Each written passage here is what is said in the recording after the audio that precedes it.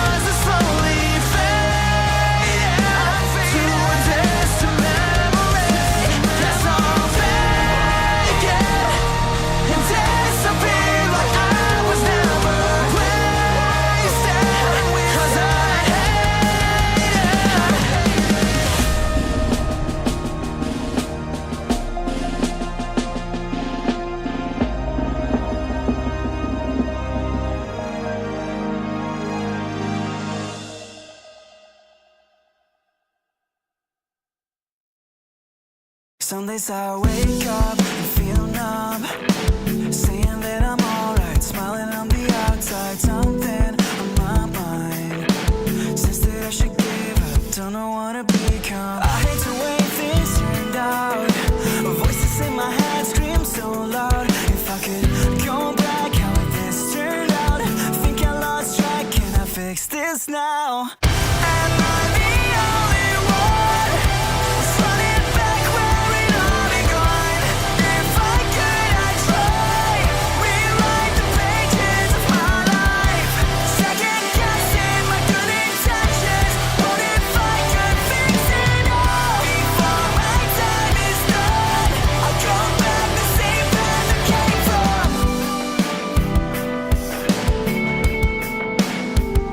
I know we got so loud sometimes, I silenced it with hate, and the only thing that changed was you in my life. I keep running from the pain, but it's catching up with me. I hate the way things turned out, voices in my head scream so loud. If I could go back, how would this turn out? Think I lost track, can I fix this now? Am I the only one who's running back where it all begun? If I could, I'd try rewrite the pages of my life, second guessing my good intentions. What if I could fix it all before my time is done? I'll go back the same path I came from.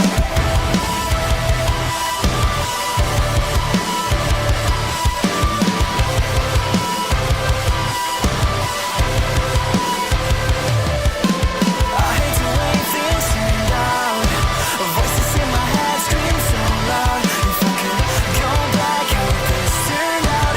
Think I lost track, can I fix this now? Am I the only one who's running back where it all begun? If I could, I'd try rewrite the pages of my life. Am I the only one who's running back where it all begun? If I could, I'd try rewrite the pages of my life, second guessing my good intentions. What if I could fix it all before my time is done? I'll go back the same path I came from. Go back the same path I came from. Go back the same path I came from. Same path I came from.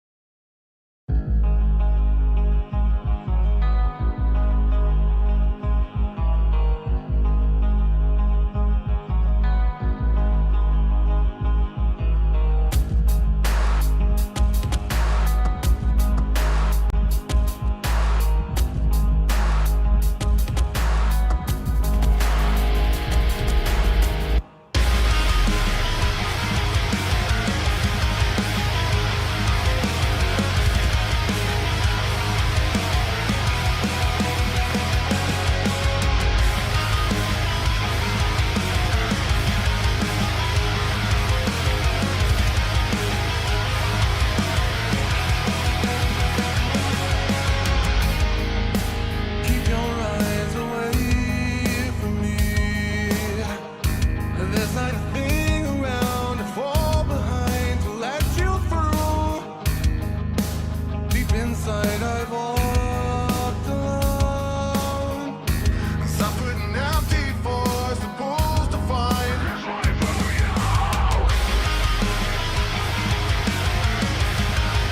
Sway from you. There's a way from you. I am set to escape from all these waves that pull me out and leave me dry. I am but afraid to leave this pain inside a place to live.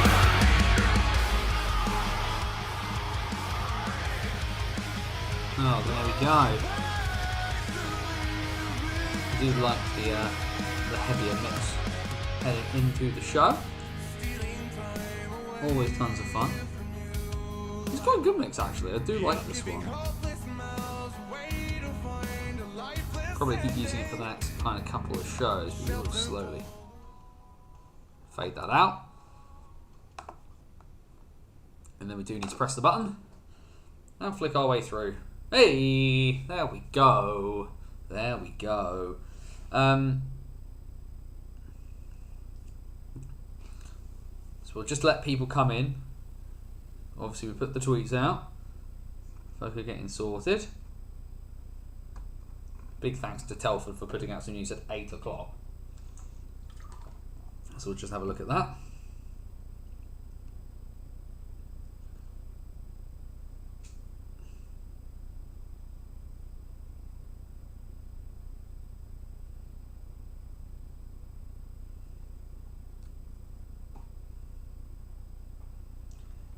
Just having a look at those bits. Folk are starting to pop in. Hello, hello, hello. Obviously the tweets making it into the Facebook feeds and the bits and pieces, which is what we like to see.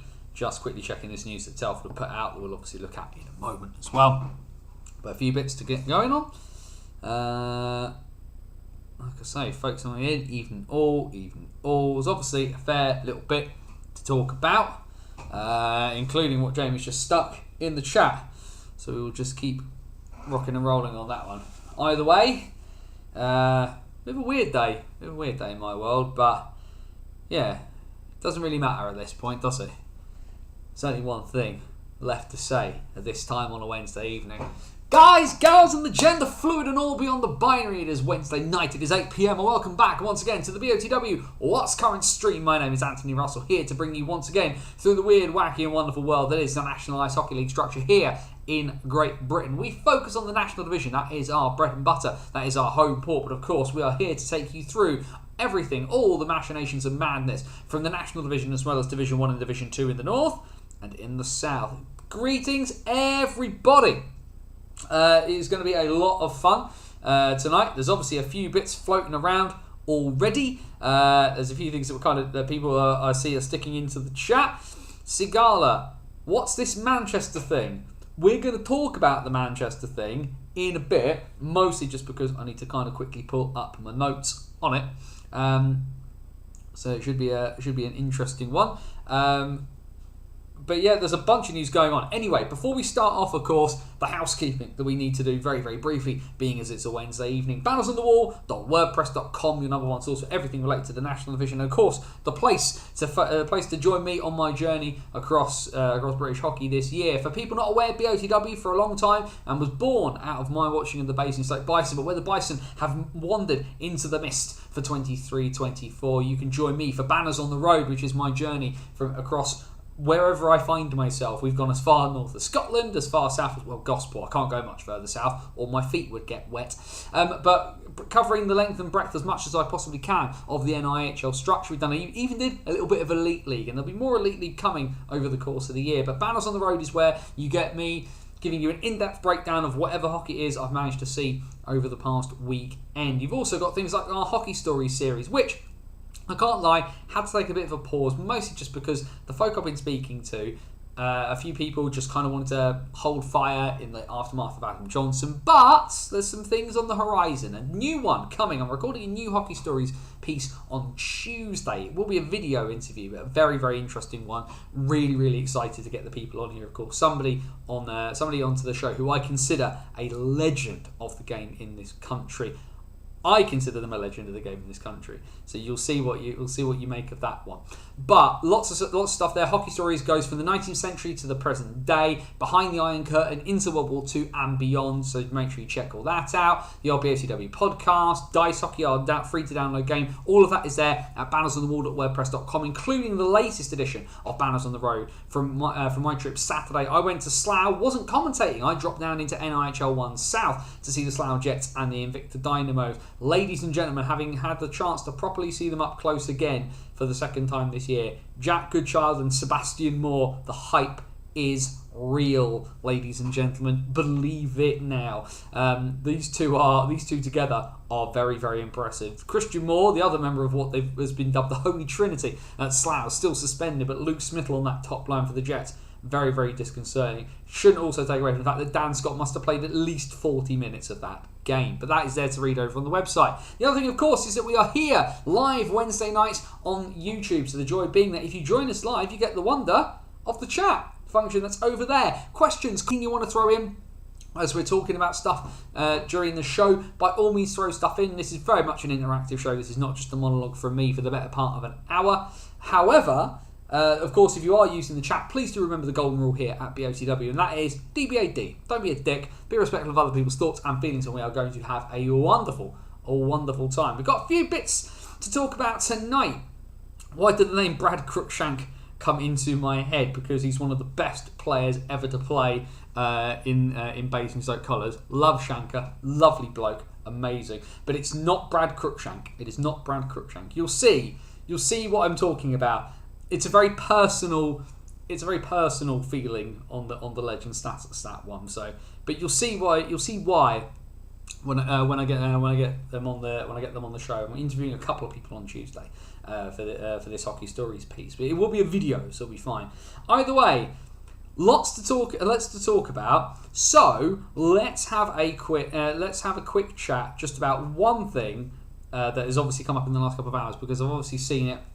And the news has started floating around that the operating company, the Manchester Storm, down as RGSG Entertainment Limited, are listed on Companies House as having set themselves up for voluntary liquidation. Now, what we'll do very, very quickly is just because I haven't pressed the buttons properly on my laptop. I've done it on my phone, but hadn't done it on the laptop. So bear with me 2 seconds just while we quickly get the page up here. Is that we will go here, and we will have a quick look at that. So then we will just quickly hop across to that. So here we are. For those people not familiar, this is the Companies House website. I have far too much fun reading stuff on this website. And one thing that we can see is if we stick down here, company status is down as being set up for liquidation. And we can see that it's definitely involved with the Storm because of that kind of thing. So this is the thing that's been doing the rounds. Now let me be clear about this. This is obviously a legal proceeding. This is something that happens a lot, all the time. And ultimately, I have to confess that right now, at this point, I've not done enough reading into this to make too much of a judgment. However, we can see that there is a fair bit going on there. And here's another thing for you folks. This is all here to read. This is public available information. No sign up required. No nothing. Companies House always makes very, very interesting reading for a bunch of different reasons. And you should always, every so often, especially if you're in my line of work, sometimes it's useful to have a look. But one thing you can do is you can also see a bunch of different pieces. So, for example, here, a statement of affairs, 9 pages long, listed on the 15th, and there's a bunch of different information that you can quickly scroll through, including what's going on. Like I say, I'm not going to cover this in massive detail tonight because the one thing I want to do, and the one thing I'm trying to do, I tried to do from BOTW, is not do guesswork and not over sensationalise. What I want to do is I want to be able to read this properly, and then I will give my opinion on it. Because ultimately, there will be a reason for this. Are the Manchester Storm up the spout? Well, the fact they're having to liquidate the operating company doesn't look very good.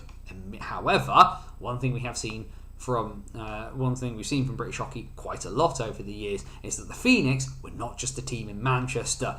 I would be very, very surprised if we do not see another operating company from the Storm emerge into existence, or if they haven't already have been moved.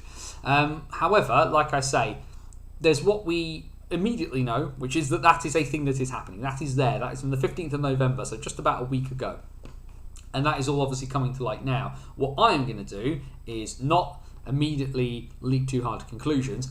I'm going to read it, and actually, you know what? So can you. You can actually sit there and read all that documentation and make your own judgments on that one. But I will be having a read, and I'll give you a much more detailed opinion going forward in that one, rather than trying to guess it. There are some things we can do during the show. For people new this week who weren't here last week, you'll have seen that the chairman of the EIHA stepped down while we were on the air after I'd called for him to resign 45 minutes before it happened.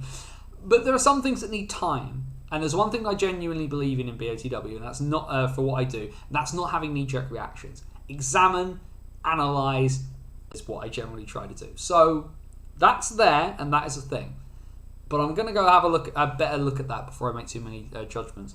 One thing, however, that we do want to go, that at least I want to go through, is because, of course, last week on the show, like I said, Barry Archer, the chairman of the EIHA, stepped down in the wake of a scandal where he was accused by the Nottingham Lions of having entered the dressing room of the Lions during after a game between the Lions and Widnes back in September, that he had physically restrained a player.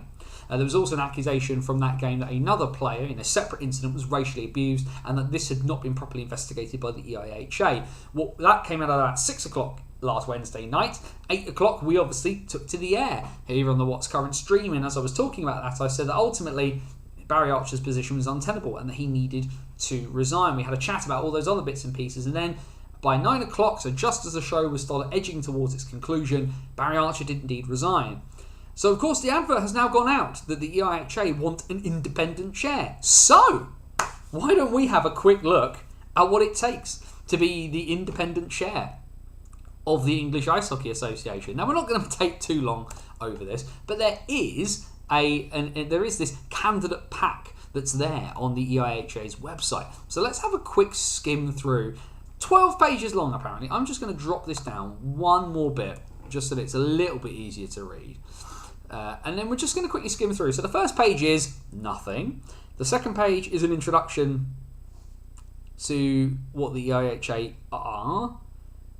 There we are there. So there for the numbers there. 450 member clubs, 10,000 competitive players, coaches and officials in the EIHA. But again, not really telling you much about the job. Where we are going, the strategy is built around 4 objectives: a thriving ice hockey community, we probably have that; an inclusive, diverse and accessible sport, we could probably be a little bit more diverse, but not too bad; an inspirational and aspirational talent pathway. Well, we definitely know that there is a lot of these bits and pieces going on. How effective they are, I will leave as a judgment call for some of the folk involved in junior. A respected and valued national governing body. All of the jokes, all at the same time. All of them, right there in one sentence. What a great way to start that one. Let's keep going down. Here. So if we go, we've got a little bit here about the board itself, which we could kind of guess. And here we are, the role itself. As the formal leader of the board of the English Ice Hockey Association, the independent chair will provide leadership to the organisation and enable it to fulfil all responsibilities for the overall governance, strategic direction and delivery of the sport. Independence of the chair requires that a person appointed has held no involvement at club level with any ice hockey club or administration and should have no financial interest in ice hockey or ice hockey related activities. So if any people are going, ha ha, Anthony, you should do it, I'm immediately ruled out because I have pretty much all of the things in there that they say they don't want somebody to have. Very clever of them. It means that quite a lot of us, in fact most people watching this stream, will be out of the equation, and probably for good reason. Mostly because some of us don't have the temperament or the ability to do the job. Either way, though, let's keep scrolling down. So what we've got here is a list of core responsibilities. Here we go. So let's quickly make that a little bit bigger.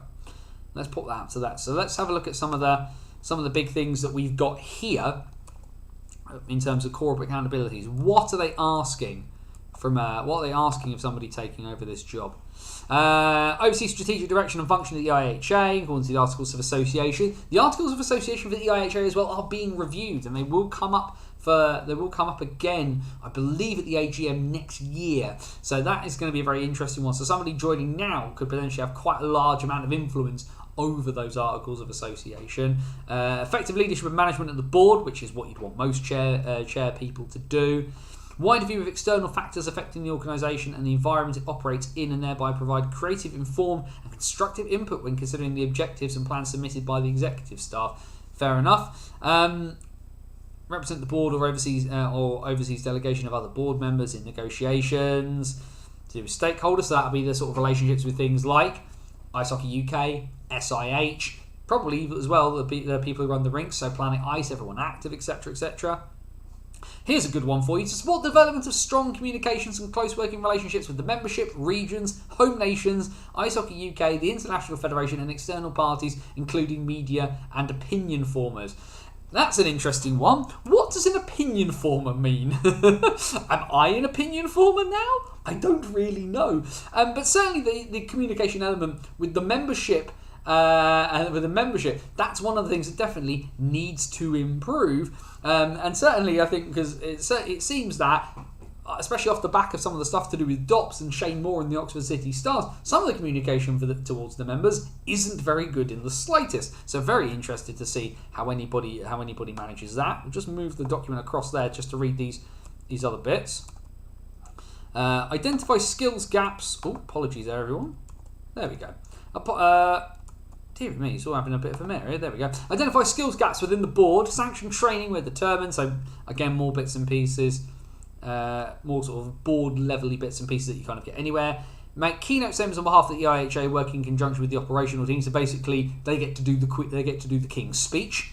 Finalise the agenda for board meetings. Very dull. Ensure the organisation complies with the Code for Sports Governance. I mean, not taking minutes of disciplinary meetings for players and having people observing over appeals that aren't overly clear on the rules of ice hockey, not great. Chair board meetings, in doing so holding the casting vote in addition to a vote by right as a director, that's pretty standard. Council issues a grievance within the board or operational team, pretty standard. Lead review of the performance of the operational team. Now again, relatively straightforward stuff for a chair, but some very, very interesting bits in there, particularly about the improvement of communication and in terms of sort of offering that wide view of external factors. Because one of the things that ice hockey I find sometimes struggles with is that ice hockey is relatively insular, and actually having somebody who might be able to offer these external ideas as to kind of what's going on is all well and good, but ice hockey kind of does sit in a little bit of an island. So I'm really interested to see how somebody's going to actively and proactively be able to make that make sense. An About You section, help someone to help shape the future of the sport, which, given they want someone completely independent of ice hockey, is quite interesting, because generally the people who want to form and shape ice hockey are the people involved in ice hockey. Independence, impartiality, together with professional integrity and the gravitas to make an effective contribution at this level of the organisation are essential. Independence and impartiality. I mean, again, we're back into just making all of the jokes ourselves tonight. Is quite a good one there. In addition, the demands of the role call for good judgment, tenacity, diplomacy, and an ability to listen carefully and communicate with clarity, objectivity, and brevity. Interesting, that one, because I'd say probably one of the big issues for the board is definitely the clarity. The one thing I've certainly felt over the last couple of years, certainly since the foundation of the National League, is that there's a lot of talking. How necessarily how clear it is a bit of an interesting one. Also, yes, a picture of the Philadelphia Flyers and the Montreal Canadiens, of course, famous English ice hockey associations. So we've got what we've got here, just a little bit quickly here then, on the sort of person that they're after, and it's a lot of the sort of various bits and pieces. Significant business skills, business experience, strategic experience, which makes sense if you're wanting somebody to run a governing body. A large chunk of what they're after is strategic, not the operational day-to-day side, so having somebody with that kind of thing. Strong command of the issued. Great. Facing sporting national governing bodies and or the sport of ice hockey, desirable but not essential, which makes sense if they're wanting an independent chair. The majority of people who will be involved, who will want to do this kind of job, will be people who are completely not independent. So having somebody from who's got experience with a different national governing body might be very, very helpful here. A strong sense of purpose and the ability to leverage the expertise of others. Again, the jokes writing themselves. Ability to take an independent view when judgments are required. Relatively straightforward there. Not asking for a lot of not asking for a huge amount of stuff. Candidate information. Well, here's the great one here. Remuneration. Eligible businesses expenses only. So they want somebody to run English ice hockey and only take minimal amounts of money for it. If I just move this across here, there you go. So it's there in all its glory. Eligible business expenses only. There is no wage to be the chairman of the English Ice Hockey Association. They literally want people to do it on business expenses, which, given a large chunk of the stuff that happens can be done remotely or over Teams or Zoom, is asking you to give up a lot of time for not a lot of remuneration on that front.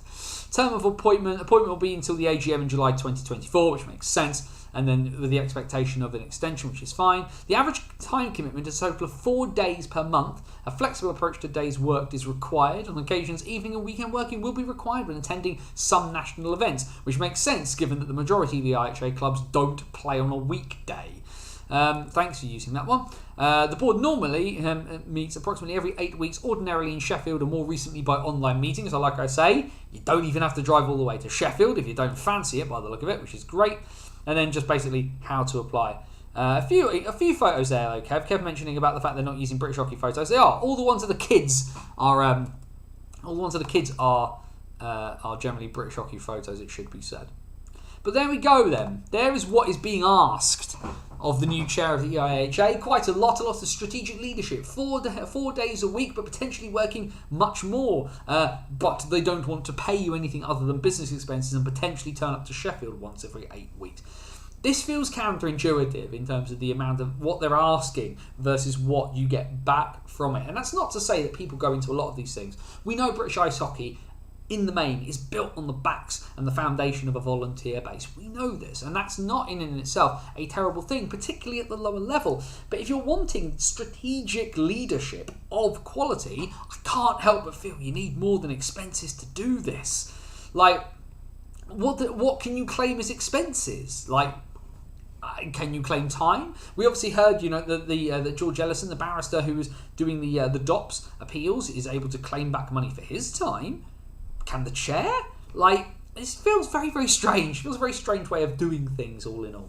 Let's have a quick look at the chat then. Rod Hullaby, thanks for joining from across the pond, as always. I would look for someone from Sweden or Finland. Those countries have shown the ability to create great talent with their systems, going from juniors to pro level. They also have about 30 times the amount of ice rinks that we do, Rod, which is generally the bigger issue here in Britain. There's not the ability, there's not the amount of space or ice time to do things that you can do in Sweden or Finland, which is integrate these things into the curriculum, which is quite hard to do. Looking back, a few comments here about the stuff to do with the Storm there. Manchester Storm in the teacup. Thank you very much, James. The puns are great. Oh, the fun I had looking on Company's House in 2019 when MK nearly went tits up. Yeah, very, very true. What happens when the whole National League joins IHUK from the start of next season? So, what will happen is that they will be allowed to play under the auspices of IHUK, James, my understanding, but the National League will stand alone in the same way that the Elite League stands alone as an entity and kind of does its own thing. It will kind of run its own bits and pieces. Is kind of the model that they're going for right now, it should be said. Pretty crazy. But yeah, so either way, to be chairman of the EIHA, you need to be prepared to do a lot and bring a lot to the table and not get tons back for the time that you give. Obviously you get the joy of expenses and the chance to kind of go and do and see a lot of things, but as we see, they want someone independent, which means that the majority of us cannot stand. Now, you might be a fan of ice hockey, and if that's your only involvement, then potentially that might be the point where you are okay. Muggins here, for example. Well, I've definitely worked with clubs quite a bit over the last 12 years, so I'm definitely out. And on the occasion, I have been paid for my work within British ice hockey, so I definitely cannot stand. Sorry, that's me out of the running on that one, unfortunately, and also quite a lot of the people who you think might be very good at doing the job. But we will see. These kind of roles, when they come up, offer an opportunity for people to do some different things. That's never a terrible thing. Anyway, we'll move away from from some of the machinations, some of the bits and pieces that are going on around. And there's been player moves all over the show relatively recently. The biggest bits of news that we saw was that Matt Smittle and Ralph Sesenis have left the Bristol Pitbulls. The Pitbulls, of course, languishing at the bottom of the table in the National Division. 6 points all season so far. 2 weekends on the bounce where they've conceded more than double-digit goals. And ultimately, they've decided that, or potentially, there are some rumblings that these decisions were not made by the Pitbulls themselves, but more by the players. But either way, Sesenis and Smithel are out the door of Cribbs Causeway and on to different things. Does throw up some bits and pieces. Bristol have said that there are multiple signings to be made this week. If you'd like to do it now whilst we're on the air, it's always fun when the news breaks and we're immediately talking about it, which is always good fun. However, nothing in the immediacy just yet. But I'm very, very interested to see what Bristol do. For me, if you're getting rid of Matt Smithel and you only have one netminder, there is a lot of bits and pieces going on where in terms of getting another netminder. Who do they go to? Do they look to their NIHL 2 team? For me, if you're Bristol, given the situation that you were in, I tweeted out the other day, come in number 45, your time is here. For me, Bristol need to go towards the route of giving Dean Skins a telephone call and seeing whether he is prepared to try and help right the ship.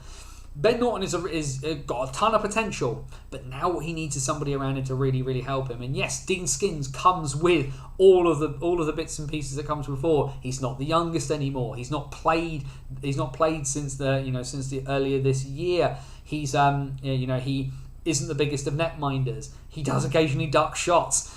But Dean Skins has also got medal after medal in his back pocket because Dean Skins is a really, really good netminder. He's not as young as he once was, but he's still got the ability. And actually, that's what Bristol need right now. They need a guy that they can throw in the deep end and be okay. And if there's one thing that we know from the career of Dean Skins, you throw him into the fire and he's generally going to be okay. The question for Bristol is, can they galvanise around him? And also, will they be getting any other people in? Obviously, Luke Smithel has kind of gone onto a two-way with Jet. He's been more in Slough than he's been in Bristol recently.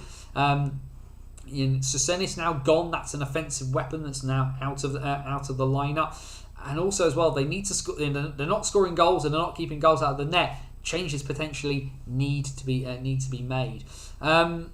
Just looking in the chat here, I've neither the qualities required to be the chair of the IHA or the time to do the job unpaid. If an average Joe like me doesn't have time to do it, how will someone far more qualified? You never know. Got a suspicion Josh Adkins will end up at Romford. I do not believe he will. I believe that Adkins is firmly back in North America. Ralph's to Bees, I'd take him back at Phantoms too. For me, Sesenis was at his best in a really, really structured game with a coach that will kick his ass if he does the wrong thing. He was brilliant at Peterborough last year, kept his head down, kept his nose clean, and was brilliant as a result. Does he go to the Bees? Potentially, because where's the gap in the Phantoms lineup to put Ralphs in?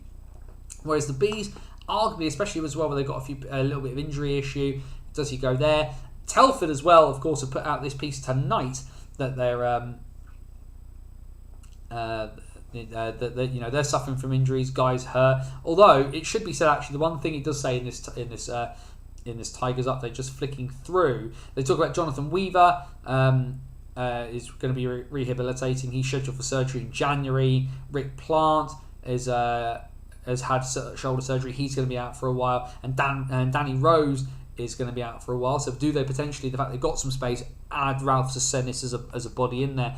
The one thing it does mention in the Telford thing, though, is that Sam Watkins has had his heart surgery that he needed to have in early November. He is at home recovering. We send all of those guys from Telford all of our best. So Telford now emerge as a potential candidate for where Sesenis could end up. He's not shy about moving to where the spot is needed to be. So don't take that out of the equation. I don't necessarily think he fits Telford's style, but they do need bodies. That is a very, very crucial thing for them right now. At the Bees, Rouse would offer a different dimension, but where you've also had Edgar Landsberg's leave, where does that fit for that one? Also, I'll call this now, if they are making some other signings this week, do not be surprised if Edgar Landsberg's appears in Bristol as well, given the change that the changes that they're making now. Romford have already a third import signed for ages in import D. Zach Bennett, but visa issues meant he was meant to be here 2 months ago. I think Adkins went home. Adkins did go home. Romford, though, have announced that they have said there's a signing coming. I will just double check, guys. I don't remember when the Raiders were putting that out. Raiders IHC. I do like the fact that Twitter, whenever I go to Twitter, whenever I type in Raiders, it always thinks I want to look at the White Link Raiders. So, rest in peace, those guys. Now that's interesting. Anyone fancy some news at 7 p.m? 7 p.m. tomorrow night. There we go. So tomorrow is when the Raiders are going to be announcing those bits and pieces. But yes, my understanding, I believe that's going to be a new import for them. But we'll see what happens there. Best thing Ralph could do for his career is go back to Peterborough and Slava. I don't necessarily disagree, but I'd be interested to see. I think Tom Watkins would either be brilliant for him or Tom would lose his mind. Would love to see Dean back. Loved him at Swindon. He's arguably the most successful netminder in Basingstoke history as well. Apart from Skins, and if it isn't him, struggling to think of any other Brit netminders floating about. I think potentially as well, they'd look to run Norton as heavy as they possibly could, and then get in a youngster from somewhere else. Do they potentially look to an elite league side and loan somebody in until somebody else becomes more available? And of course, the other big netminding issue at the moment is the injury to Jordan Headley, who was obviously injured during Sunday night's game between the MK Lightning and the Bees in Slough, which now leaves a massive hole open there for the Lightning. What route do they go down? Does Matt Smith'll end up back in Milton Keynes to kind of provide some support for Will Curlin in the immediacy? Because obviously the Thunder will need a netminder, so they can't just keep nicking everybody off of them. And also the Thunder are having an absolutely wretched year as well, so it's not ideal. There's a fair bit going on. The other bit of news we obviously had today as well, into the bargain, is that Liam Danskin has returned home. He was announced as leaving the Hull Seahawks the other day, and absolutely everybody guessed where he was going. What a massive surprise it was to see Liam Danskin, who won a Grand Slam with Solway in North 1 last year, going back to the club he grew up with. Good for Solway in some ways as well, an extra defensive option, a guy who's got a tiny bit of an attacking upside, but ultimately the one thing Solway keep doing, keep conceding goals. So getting somebody else in to help with the D, really, really helpful. Bit of a different dimension, and a guy who's also been playing National Division hockey. Hull have obviously done really, really well. For whatever reason, Liam's just decided, whatever he's doing, he wants to go back home. Not unreasonable at this level. He wasn't completely pulling up trees for the Seahawks, but we get to see him now back in the Solway shirt, which ultimately, really, we do kind of know. I'm keeping my eyes on Harewood, Lipsy, Lindgren and even Lydiard once they leave. If they leave, Bristol will struggle big time, more than they are now, that is.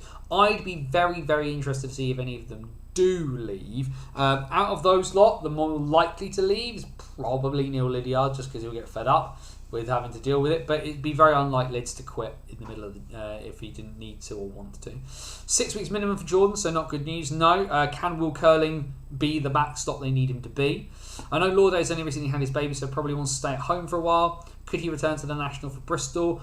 I do not believe so, no. One of the things that was kind of very much in the forefront of Jordan Lauderdale's mind was, given the fact baby was on the way, to kind of have a slightly less commitment this year. And Chelmsford does allow him to do that, obviously.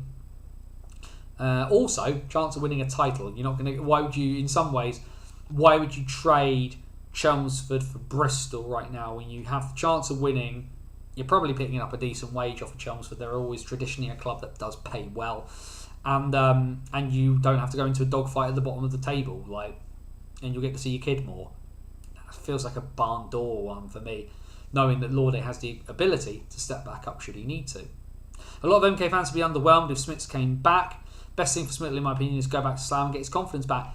I'll say this now, the issue for Matt Smith going back to Slough is there the space for him? Now, Brett Massey did not have the greatest of games on Saturday, blockering a puck into your own net, but he also actually recovered really, really well, kept his composure, kept his cool. They've got Rory McGibbon as a backup at the moment as well. If you're Lucas Smith, do you blow that all up for potentially nothing when you're doing really well? We'll see. We'll look at the table in a minute and you'll see just how well Slough are doing. Do you need to upset that balance if you don't have to? Bit surprised Bristol didn't go for Ben Nethersell. Could do a job at National. Plenty of games under his belt. Was there on the plate. Oxford have got themselves a good player for that level now. I'm not necessarily the person who's the biggest on Ben Nethersell. One of those players again who, when I've seen him, hasn't done an awful lot particularly to impress me, I have to say, because it's one of those things where he's a guy who, if I'm putting together a National Division team, I'd probably have him third pairing, second pairing at a push, and having him on the PK. I'm not using Ben Nethercell to lead the line. This, in some ways, was probably Oxford's issue with Tom Banner, in that they've replaced Tom Banner with a guy who does a similar role to Tom Banner, and then maybe wanting him to do more than he's able to. What we'll see, we will see what kind of happens, because the right guy in the right situation at the right time can work wonders. And if Nethercell settles, maybe in the way that Banner hasn't necessarily done what Oxford needed him to do, then there's, the sky's the limit on that front. Ultimately for Oxford, the playoffs is the goal here. Can they make a playoff weekend? Can they get out of the quarterfinals, spring a surprise? That's what Simon Anderson and the City Stars are now aiming for. But I'm not sure Nethercell's the answer to a Bristol's queries. I don't think Ben really wanted National League commitment unless in Swindon due to his business away from hockey. Because my understanding is that he runs a building company by trade. So Oxford from Swindon, nice easy drive, relatively straightforward. Oxford train like once a week and then play at the weekends. Yeah, it's a bit of a barn door on that front. But yeah, obviously, like you said, we're going to see. We're starting to heading towards Christmas. The silly season is going to be here relatively soon, and so don't be surprised if there's more player movement heading around. Of course, very interested to hear people's thoughts on Vitali, the new Bees import as well. Having not had the chance to really look at him with my own two eyes yet, I haven't made the decision where I'm going this weekend. I actually really need to sit down and make a choice. But let's have a quick look at the results from the National Division from the last weekend. Get your thoughts and feelings from everybody into the bargain as we go. I'll just quickly adjust that just a little bit just so that we can see that better. There we go. That just helps. Will Harding is also his business partner. Now, Will Harding's been a really good addition for Oxford, it should be said. Really impressed with his performances for the City Stars. Either way, the National Division from last weekend, and as we said, it's been tough for Bristol. Very tough for Bristol. Made even tougher by getting pumped 8-1 at home by Telford. Telford were slowly but surely clawing their way back into things after a torrid year last year and more injuries now. They're still finding a way to get results on the whole, but an 8-1 win for the Tigers down in Bristol was pretty solid. Lee Jameson had his jersey head to the rafters of the Thunderdome. Thoroughly deserved, of course. Whatever you think of Lee Jameson, the player, the commitment alone to Milton Keynes ice hockey, having come from MK, gone away and come back to MK, but a big 7-4 win and Rock'em Sock'em Robots night by the looks of it in Milton Keynes. A fantastic little tilt as well. Not the biggest hockey fight fan, I have to say, but Hamill versus Weldon was a lovely little scrap. 7-4, the Lightning win. Couldn't win 9-1 for some sort of 19 reference, but there we are. Such is life on that one. You don't always get everything that you want. A bit of a banger up at the Dumfries Ice Bowl. Sheffield nearly chucking this one away. They were well gone in this game, and Solway pulling it back, scoring in the last minute as well to make it by 7-6. But the Steel Dogs eke their way out of Dumfries with the 7-6 victory. Again, the Sharks showing the difference between them and the Pitbulls. The Sharks, of course, not winning tons of games, but they're keeping close. And when they find that way to get themselves over that little hump, they will be very, very much a team to be reckoned with. Feels like I've missed out again, but there actually just wasn't that many games on Saturday. Sunday then, and of course, we mentioned already, a win for the Lightning, but at what cost? Jordan Headley now out injured for a period of time, but a 2-1 overtime win for the Lightning, a big result for them as they seek to keep the pressure up on the Knights, who did not play this weekend. Hull versus Sheffield. Well, Sheffield get a 4-point weekend with a 5-2 win at the world's most versatile arena in a game that saw a lot of people get very angry at Jason Hewitt. When people are booing Jason Hewitt, that is pretty much one of the only guaranteed times he will smile. Ultimately, Hull fans, I think, sort of saying things about, Hewitt didn't want the fight. He doesn't need to fight. That's not what he's there to do. Ultimately, when your team ends up winning the game, that's all that he is interested. That's all he's interested in, to be fair. And a solid win for the Steel Dogs as well, who've had a bit of a rocky season. The form's been up and down, but a big 4-point weekend for Jason Hewitt's side will get them the business. Peterborough then condemns Solway to another 0-point weekend, but again the Sharks just within touching distance, and they just couldn't get over the line. But this is what Peterborough do. They're the masters of it. A 4-3 win for Slava's boys gets them on the board for the weekend with a 4-3 victory. Swindon then, of course, who picked up form very, very nicely over the last little while. Not perfect, but they've been doing really well. A 5-3 win for the Wildcats down at Sapphire Ice and Leisure, so just to keep themselves slowly ticking over, easing their way up the table. Of course, we edge closer as well to the Wildcats returning to the Links Centre. Hopefully, before Christmas, we will see what happens on that front. I personally think it's going to end up in January. I look forward to being in Swindon for when that happens. And then, well, Bristol conceding 15 goals in 2 games this weekend. They are shut out 7-0 by the Telford Tigers up in Shropshire. A shutout victory for Brad Day. Deacon Fielder as well has now hit the 100-game mark for the Tigers. I saw that he posted over the weekend.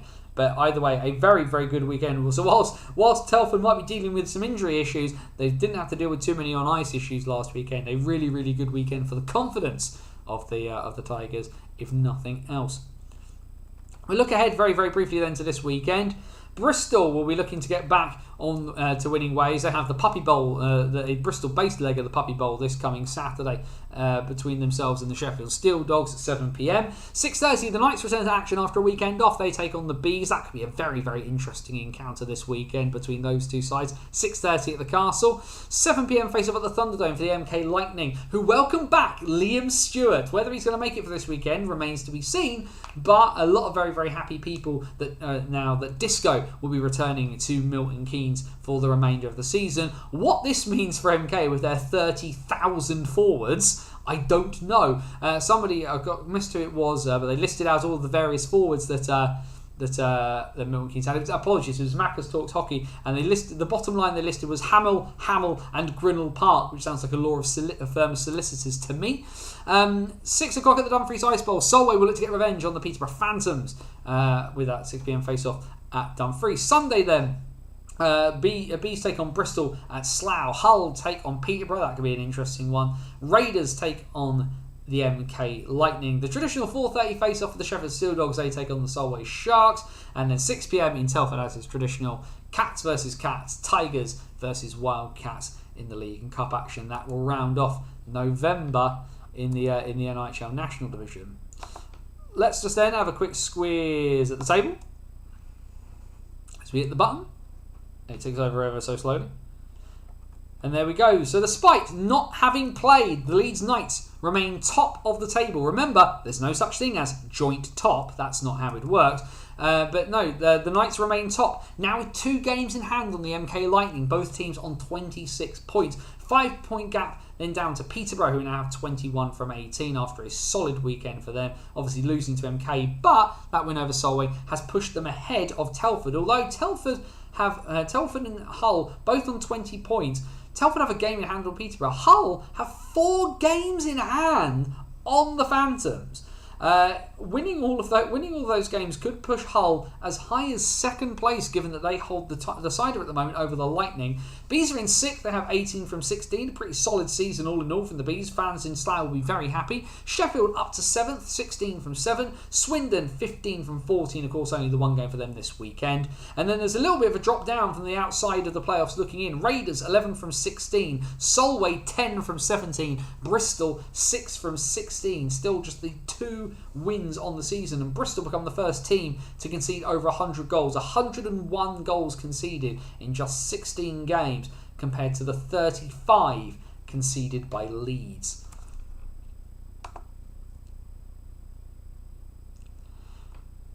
So yeah, madness everywhere. So let's have a quick look at the comments. If I'm Bristol, I'm bringing in different players to see who can play and build for the future. Is Bristol tanking for the number 1 pick?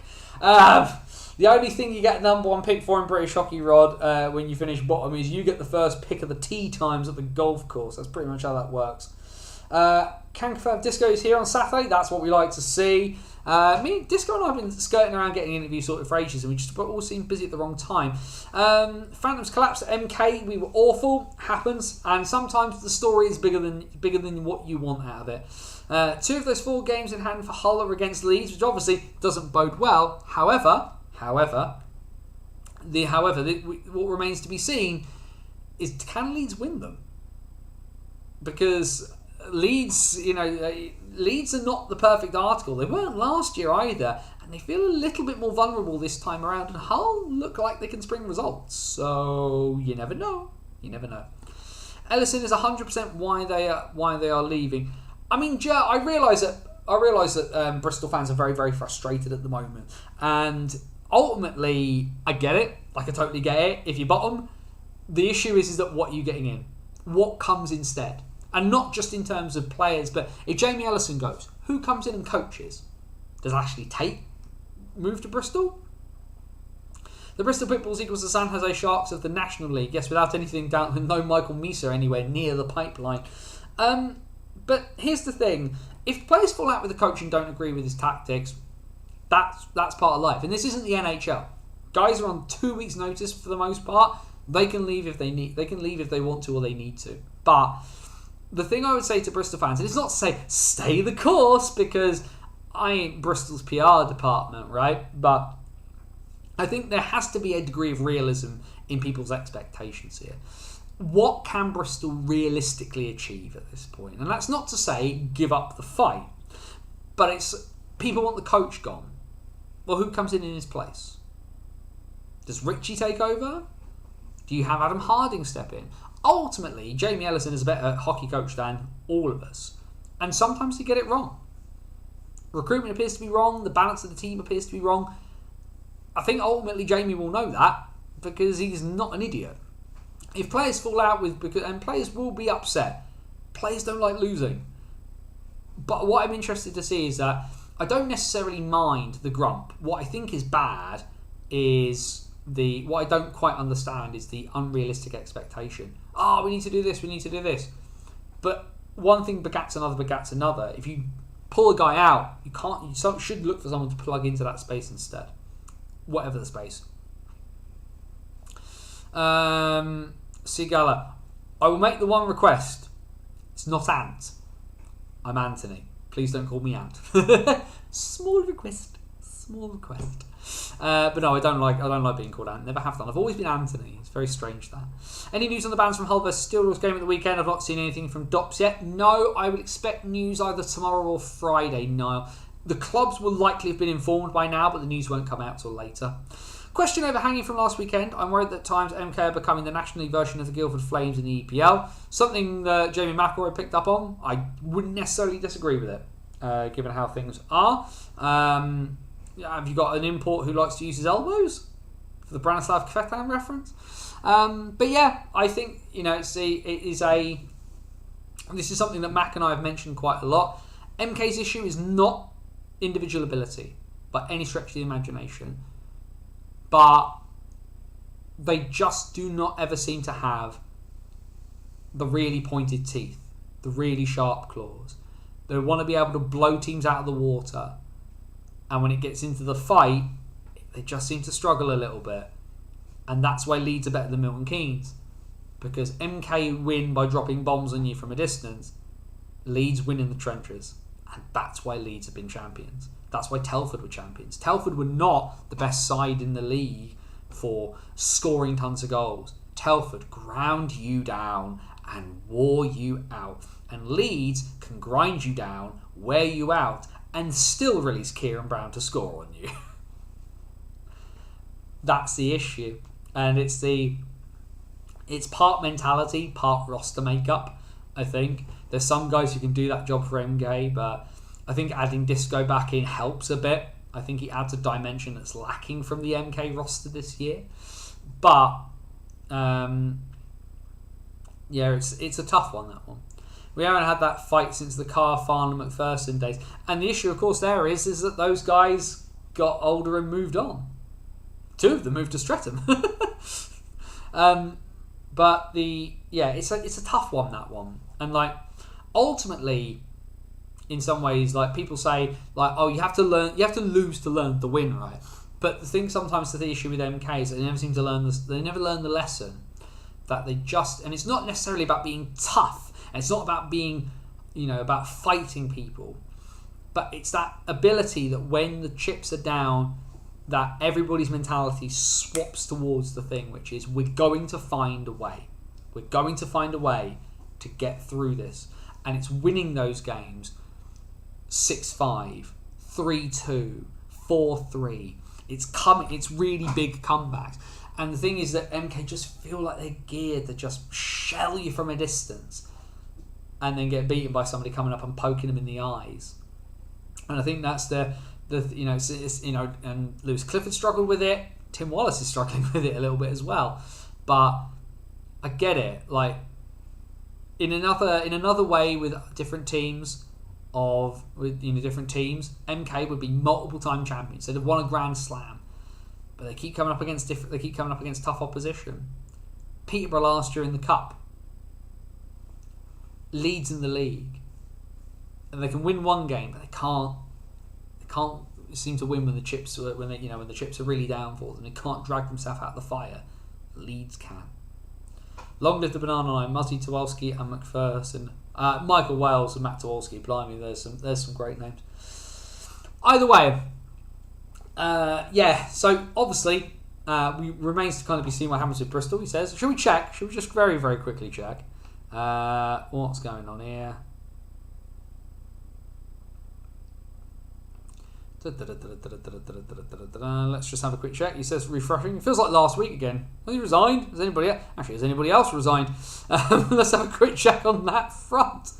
No, there is no extra news right at this particular moment on that one. So what we will do in that case then, let's have a look at the rest of the NIHL structure. Obviously talked about a fair bit there, but with the national done, let's go and have ourselves a little bit of a look at the other divisions, and we'll head up north and we'll head into North 1 to start with. And the biggest of all shocks, the Hull Jets have actually lost at home for the first time this season. They lose in the shootout to the Whitley Warriors, who really is slowly edging their way back into things. But that was the only game on Saturday night, and Hull, the main attraction, and they couldn't quite get the job done. Their perfect record at home disappears, but they did at least get a point. Then on Sunday, big win for Blackburn, a 9-3 win at home for them over the Deeside Dragons, and another sizable win as well for Solihull. 6-1 they win at Hobbsmoat Road over the Nottingham Lions, of course, who decided to blow the world up last week. And then Whitley get a 4-point weekend, this time winning in regulation. Hull's terrible away form continues. Same scoreline, different outcome though. All 2 points stay with Whitley at Hillheads. Hull Jets head home with nothing after that 4-3 win for Tony Hand's side. More games on Saturday this weekend though. Billingham taking on Nottingham, Blackburn versus Whitley. That'll be a very interesting game. Both of those are 6 o'clock face-offs.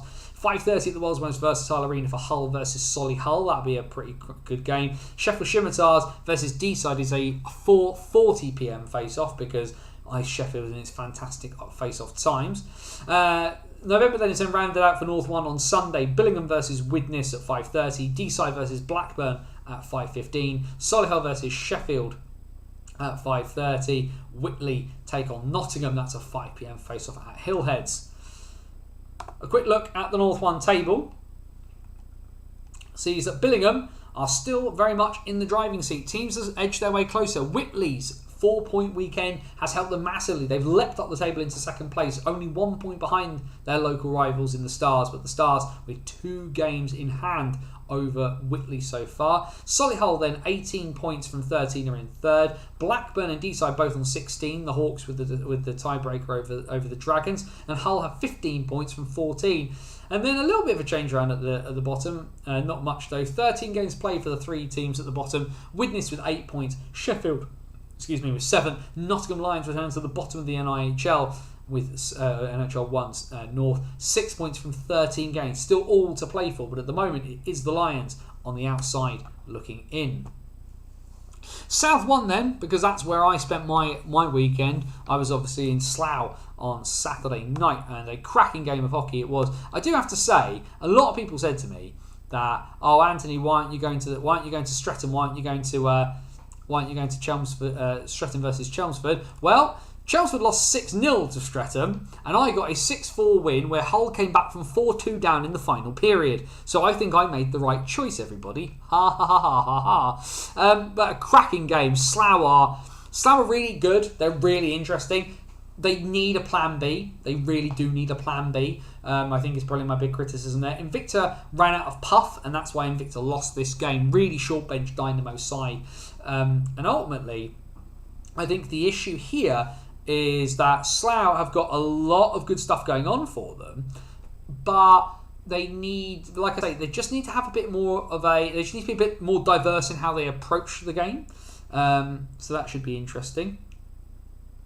It should be fun to, so that'll be fun to watch going forward. Definitely make a point of doing that. Elsewhere on Saturday, the only other game on Saturday, Solent thumping MK Thunder 12-0. That's the first 2 overs of a T20 cricket match. Not ideal, but a big win and a big shutout for Aaron Taylor for the Devils, so congrats there. Sunday, Invicta, well, they get a 0-point weekend. They lose 2-1 at home in a tight one between themselves and Streatham. And the Thunder, well, they concede double digits again, losing 10-1 at home to the Buccaneers. A decent game down at the Ox Pens. Oxford, well, they get another point on the board, but they lose in overtime 3-2 to the Solent Devils. Ryan Sutton with the walk-off winner there. This upcoming weekend, then, a few games on Saturday. Invicta head home to host MK, which after a 0-point weekend you think is probably a good thing for the Dynamos. Slough versus Solent on Saturday night. That could be very, very interesting, it should be said. That could be could be one I might be looking at potentially to go to. Streatham versus Romford. Romford obviously have tripped people up, but this season already they've beaten Chelmsford, they've beaten Invicta. Could they spring a surprise on the high road? Sunday then, Chelmsford take on Oxford, and that is the only game in South 1 on Sunday so far this weekend. A potential return to the net for Jordan Lawday. So we just have a quick look at the South 1 table, and like I said, it's pretty close. Streatham hold the tiebreaker though, having beaten Slough so far this year. Both teams 20 points from 13 games. Jack Goodchild is running at 3 points per game for the Jets. That is mental numbers. Chelmsford 18 points from 14, so sitting a little bit back. They need results to go their way. Solent 14 from 10, picked up form recently, which is very good for the Devils. Invicta 10 from 12. Romford 9 from 12. Oxford with another point on the board. They have 6 from 13. MK have only played 9 games. They only have 2 points and have conceded 80 goals in 9 games. That is not great numbers there. Just before we head to North 2, I'm just going to quickly press this just because I've never seen Thunder and the Lions in the same room. That's very good, Mr. Gadsby. Now, an interesting one here that I've just been sent this, and thanks very much to Danny Purchard for forwarding this to me. This has just been posted on Facebook in the Manchester Storm Supporters Forum, that Jamie Tunstall has stepped away, by the looks of it, for the Manchester Storm. So just reading this out, all good things come to an end. Hi Storm fans, as of the start of the 23-24 season, it was with great sadness I decided to step away from the Storm family and ownership of the club. There are many reasons for this, but my main one is to focus on my family and personal life amongst other things. This decision was not taken lightly, but after 6 years of blood, sweat and tears, it's taken its toll.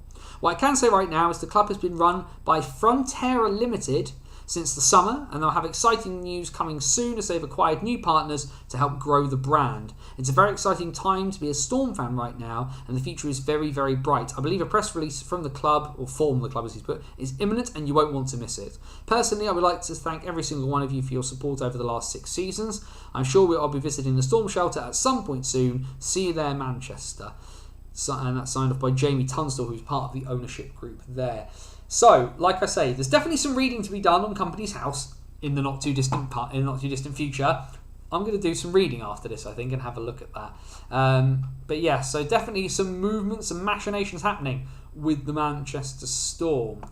We'll just quickly then return to the action from elsewhere across the NIHL. We'll have a look at North 2. From last weekend. Goals galore in Altrincham. An 8-6 win for the Altrincham Aces over the Kingston Sharks, of course, who got their surprise first win the weekend before against Sutton of all teams. A close run thing at the NIC. The Coventry Blaze run close by the Nottingham Lions, but the Blaze sneak out of the NIC with a 3-2 win. And then Telford, of course, the march continues for the Telford Tigers. A 6-2 win at home against the Sheffield Titans last Saturday night. A really, really good one, and a first win proper of the season for the Bradford Bulldogs. A 5-4 win away in Billingham against the Buccaneers. A really big one. Sorry, their first win in 9, I believe, there for the Bulldogs. Nottingham, however, their second home game of the weekend, the Aces put them very much to the sword. A shutout and a 7-0 win for Altrincham at the NIC. And then there was the big game of the weekend, but certainly in Division Division 2 circles, but Telford march on again. Another 6-2 win this weekend, this time beating Sutton at Ice Sheffield in that 4:40 face-off. But a perfect start continues for Telford Tigers too, as they look to stamp their authority as the main team in North 2. Apologies, I clicked the button there and went up to the top without looking at the fixtures. Altrincham take on Sutton at a time to be confirmed, and a 12:30pm face-off at the world's most versatile arena for the Kingston Sharks and the Bradford Bulldogs in a basement battle there in North 2. Sheffield take on Coventry at 7:40 at Ice Sheffield on Saturday evening. Sunday then, Bradford take on Altrincham. That's a 5:30 face-off in Bradford. 7pm at the Sky Dome for the Coventry NIHL Blaze and the Kingston Sharks. Nottingham take on the Billingham Buccaneers at 7:20 at the NIC, and a 1pm face-off at Ice Sheffield between the Sutton Sting and the Sheffield Titans in their local derby. What that means though, another win for Telford, and the Tigers under Scott McKenzie keep marching on. A perfect start for them. 13 from 13 and 103 goals scored in those 13 games. Sutton in second place, 24 from 15. Still hanging around, but they need results to go their way.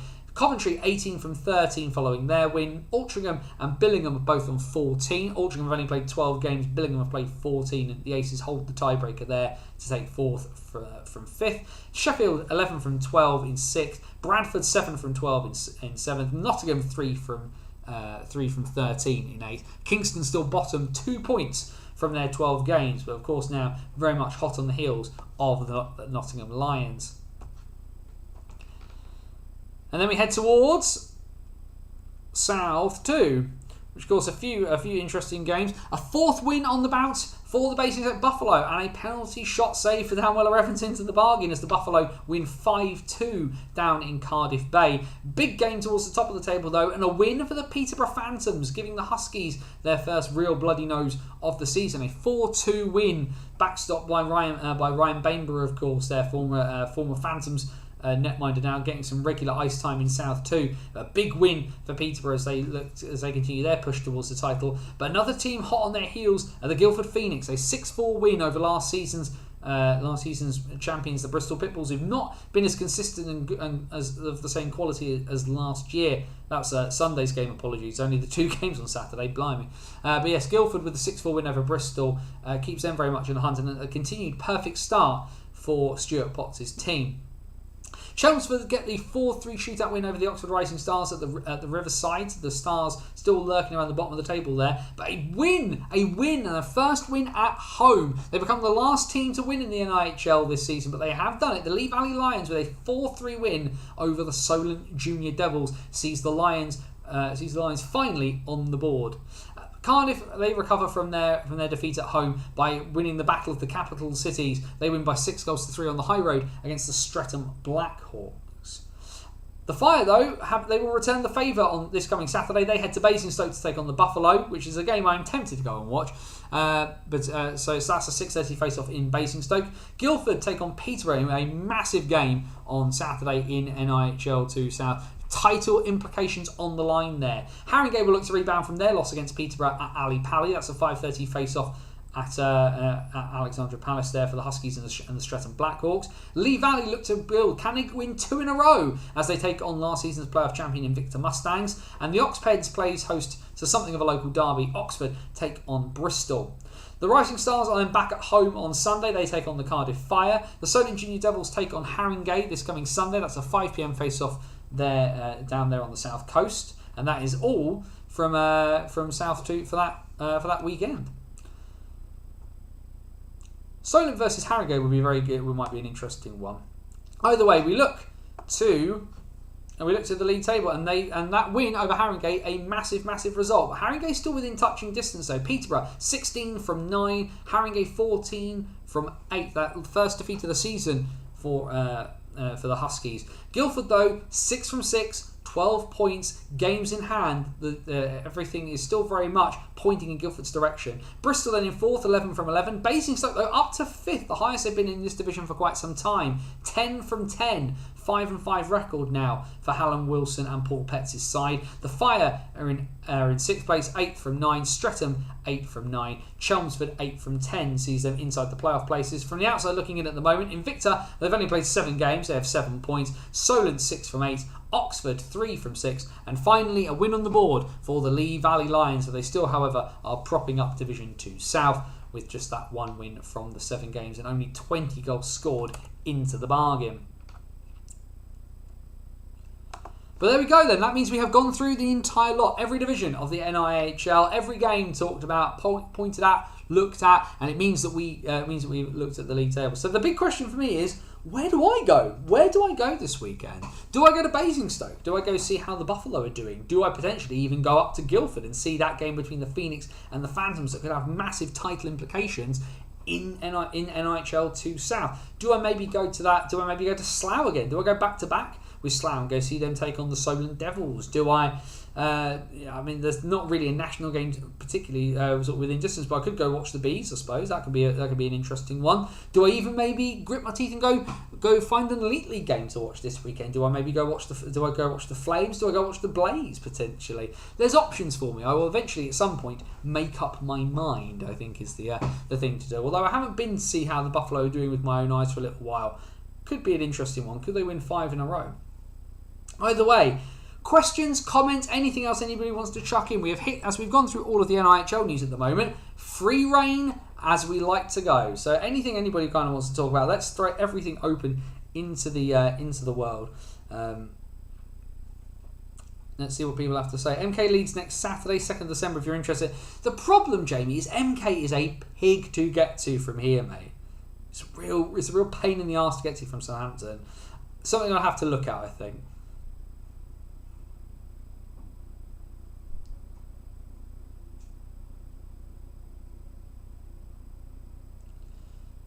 Apologies, I have an interview guest just asking me.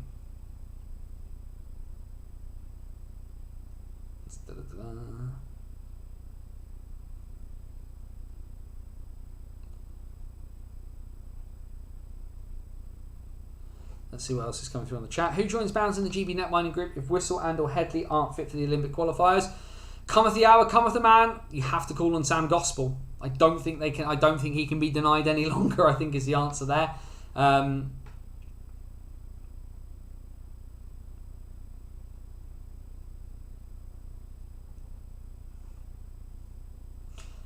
you use on the basis of rink repairs? No. I don't know what to tell you on that front. There we go. Just get rid of that message. Apologies for that. So it's going to fucking spell.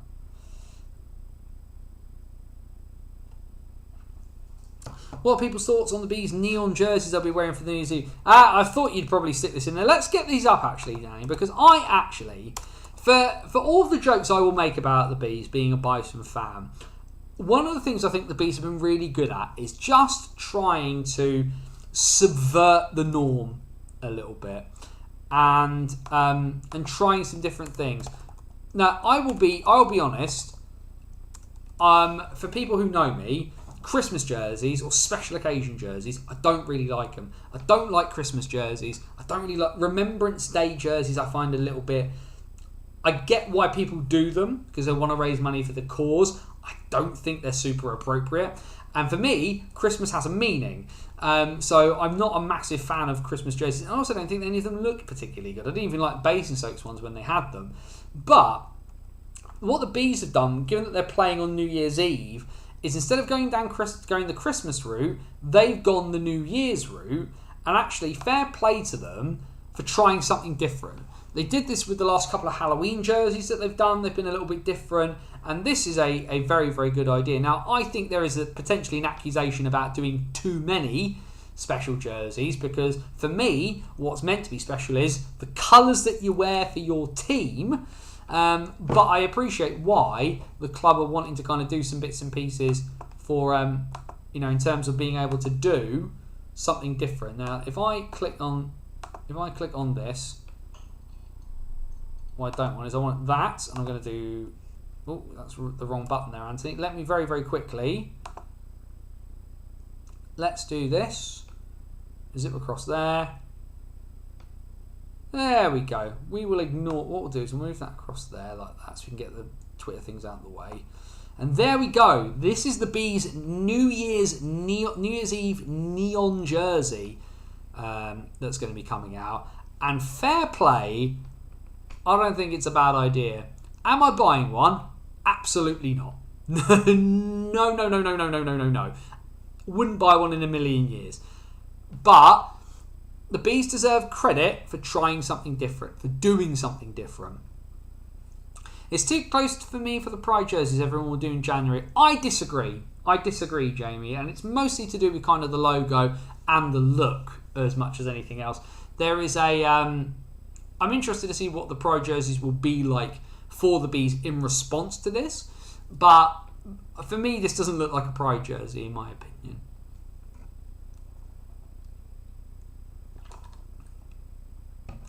Caps game starting at a decent time on Friday evening versus Edmonton. Indeed, yep, looking forward to that. Probably going to crack open a beer and watch it if I'm honest.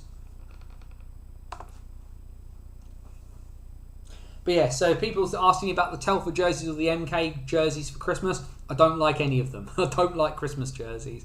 Just not my thing, unfortunately. Special occasion jerseys, I get why people do it. It can be a nice money spinner. But I'm not a fan of them. For me, I just don't. But that's the thing, right? As with a lot of these things, hockey, like a lot of other things of entertainment, it's a three-ring circus. Not everything needs to be for you. I'm not interested in the ice dancing demonstrations in the period breaks, but people are, and it's a good way to get people interested in other things going on around the rink. I don't get why someone has copied the football teams and made a blackout or a whiteout jersey. The issue would be is that the numbers need to be readable on the back. There's guidelines on that, James. And also, I think that for me as well, the blackout, like everybody raves about from a football perspective, the Borussia Dortmund blackout jersey everybody raves about. I'm not that fussed by it personally. What city should the NHL visit for the global series? London. Actually, Southampton. Come to Southampton. Do it on my doorstep, please. No. Where should they go next?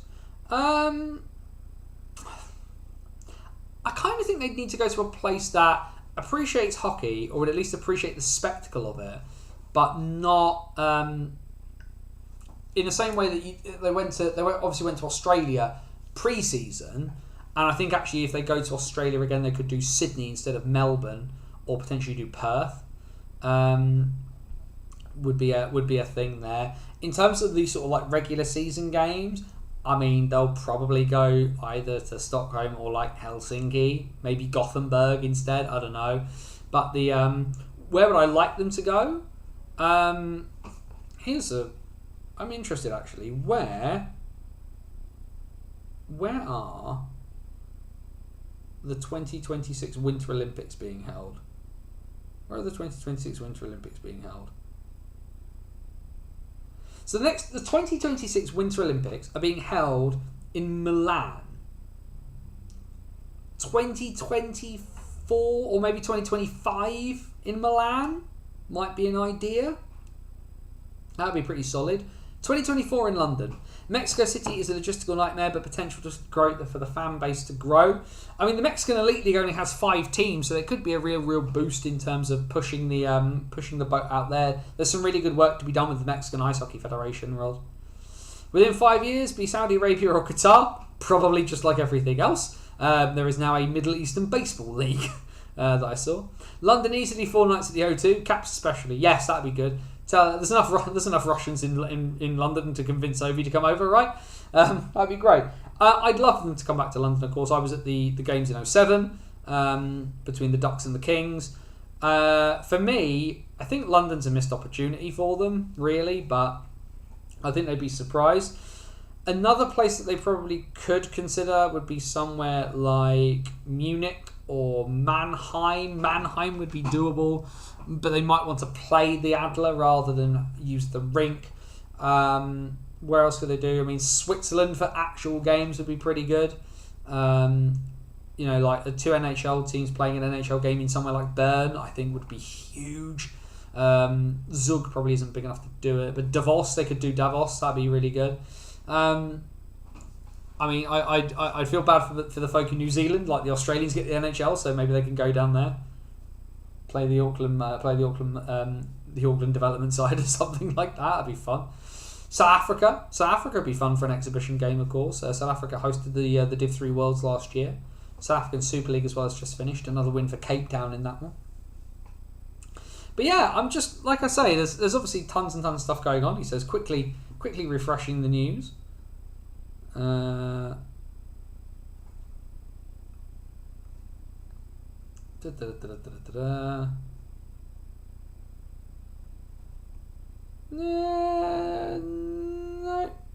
brand new news. No brand new news at the moment. But yeah, obviously, Jordan Headley, wish him a speedy recovery. All of the lads at Telford who are now injured, wish them a speedy recovery as well. Kroenke could bring the Avs over with Arsenal ties. Ooh, outdoors at the Emirates. Outdoors at the Emirates. Could be an interesting one. I mean, obviously Tottenham are very, very big at hosting as many events as humanly possible at the Tottenham Stadium. I don't know if there's been before, but Cologne would be a good venue in a similar way to Stockholm. Köln could do it. The Lanxess is definitely of the requisite standard to host an NHL game. Then again, technically, so is Sheffield, because Sheffield holds more than the Mullet Arena in Arizona. But Köln would probably work.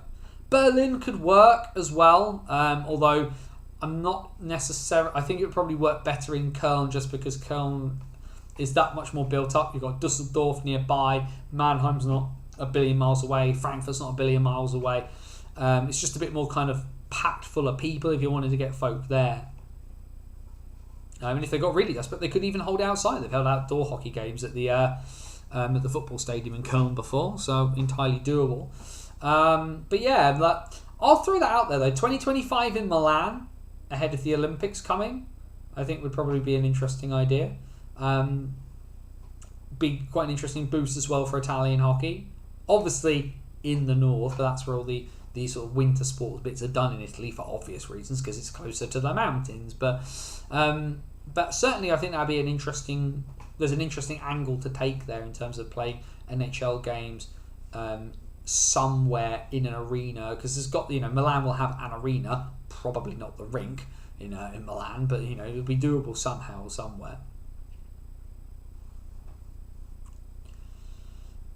Either way though, folks, getting towards time here, so quite like throwing the last little bits, questions, comments, anything else anybody wants to throw in before we head out. And like I say, I will make a decision as to what hockey game I'm going to go to. So if you've got your thoughts and feelings, do tweet them across at MannersOTW. Where should I go for the weekend? And yeah, like I say, obviously a fair few sort of storylines. Injuries starting to take their toll. Player moves starting to take their toll. What impact will Liam Danskin have? Where will Ralph Sasenis end up? Where will any of these people end up?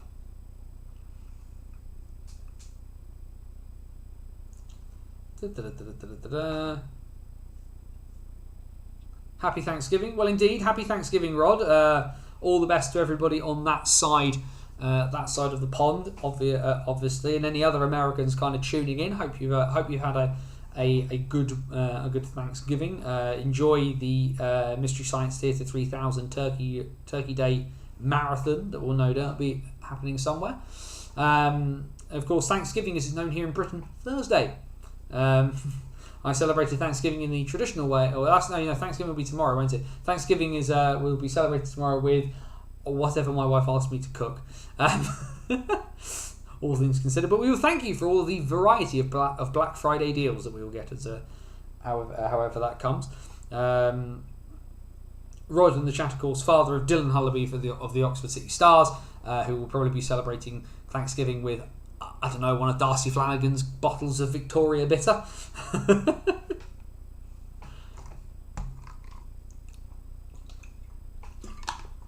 Either way, last call then, folks. Last call as we're at the 9:20 mark. It says desperately flicking through for bits and pieces. Nothing in the immediacy.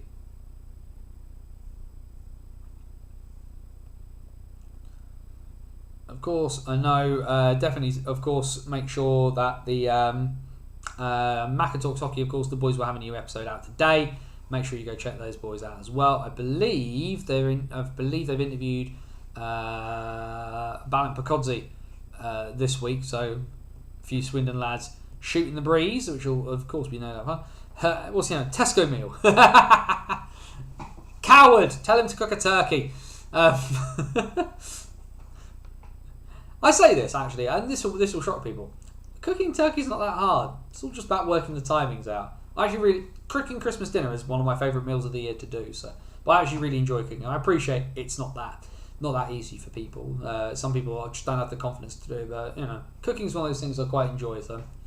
Either way, that's it. We will call it there. Bannersonthewall.wordpress.com, your number one source for everything related to the NIHL from across the country. Of course, follow me on my journeys through this season via the Banners on the Road series. The new piece, of course, went up today from last weekend's game between Slough and the Invicta Dynamos. And, of course, you can check out our Hockey Stories series. More bits and pieces coming from Hockey Stories. Like I say, there has been this sort of pause. A lot of folk not quite in the mood to talk immediately after the passing of Adam Johnson, but the new piece, the new video interview will be coming. It's being recorded on Tuesday night, and I'm sure it's different. It'll be different, but I'm sure, like I say, it's a different perspective on some stuff that I hope that everybody will really enjoy.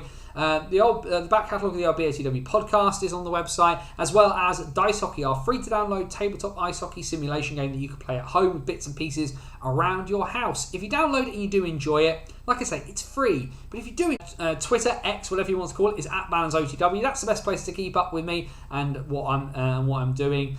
Sort of the rolling commentary on hockey as it kind of moves along.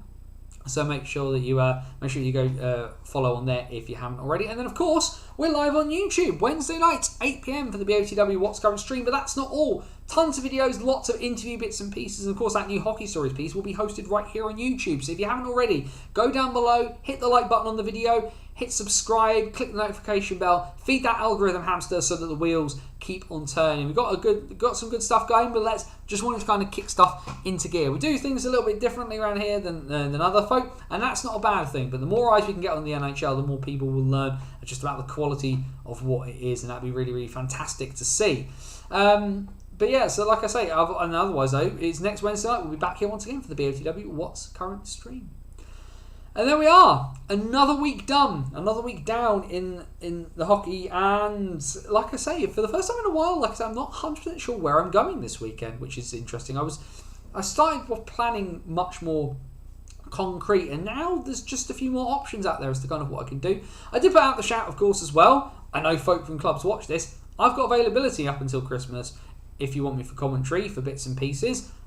Drop me a line, let me know. The one thing I would say, of course, is that if you do not stream, still give me a shout anyway. There's an idea that I have that can probably help on the commentary perspective, so do let me know. But just interested to do some stuff. Been a bit of a weird week here, but such is life. But whatever happens, be happy. And if you can't be happy, then wherever you are, please do your very, very best to please be safe. As my friend Scotty Watts would say, take care of yourself and somebody else. For bannersonthewall.wordpress.com, this is Anthony Russell saying stay safe. And so long till next time. I'm sure you've probably made your decision as to where you're going to get your hockey. I will make mine, but wherever you find it this weekend, enjoy it.